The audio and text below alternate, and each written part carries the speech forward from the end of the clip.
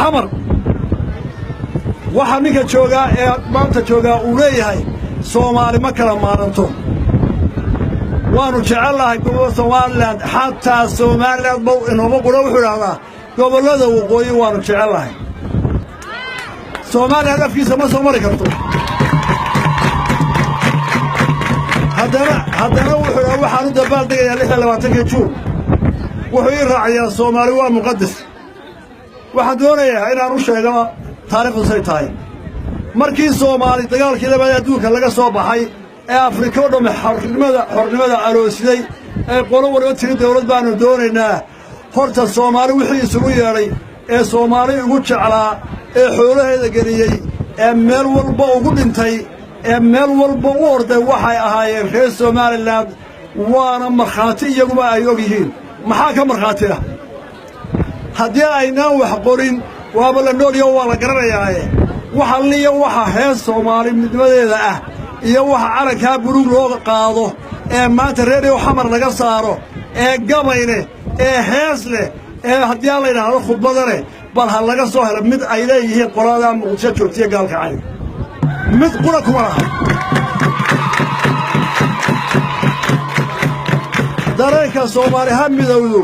iyo Soomaali waxa wada yeelato oo waxayga waliba aniga idin sooriyeenayo idin goglaya horta reer Soomaaliland barahay aabayaasha iyo ugayaalaha annaguna tii waa qabnaa Soomaalina ma dhicin inay Afrika isu timaadaan waanu ogolahay in geeska Afrika midoobana waanu ogolahay manihin dad Soomaali diida oo la yiraahdo Soomaali bay diidayaan Soomaali waxa diidayaan in diyaarada ku garaacay Soomaali waxa diidayaan in gaalka cayda kala gooyay maanta magaalada gaalka cayda in qaybiyada Soomaali dilayaan annagu markii hore Soomaali oo dhan anaga isu keenay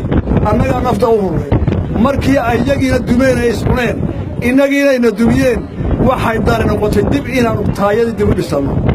Soomaali goorma waa hadlaysaa Soomaali goorma waa hadlaysaa miis ugu maraysaa Soomaali waxay miis ugu maraysaa marka nin waliba wuxuu ahaa uu noqdo aynu Somaliland oo 26 Juun calan qaadatay iyo 1 Juulaay iyagoo calan qaatay laba dawladood oo walaas qadirnaya inta aanay taa ogolayn ninka xamar jooga ha ku fikirina Soomaaliya sii hada dab haduu ka dhacayo dab haduu ka dhacayo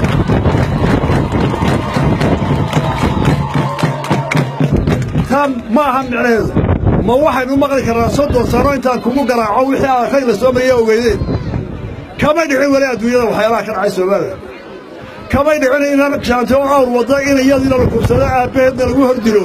awrkiina la qasho haamihi lagu la soo dhaafay lagu karsado maragga taasameeyay iska dhaaf diyaarada waxa la soo raacay ayaa maanta ilaa igu soo noqo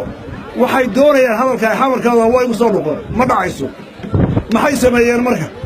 si Soomaaliland loo furfuro si aanay u degin si ay u qasnaato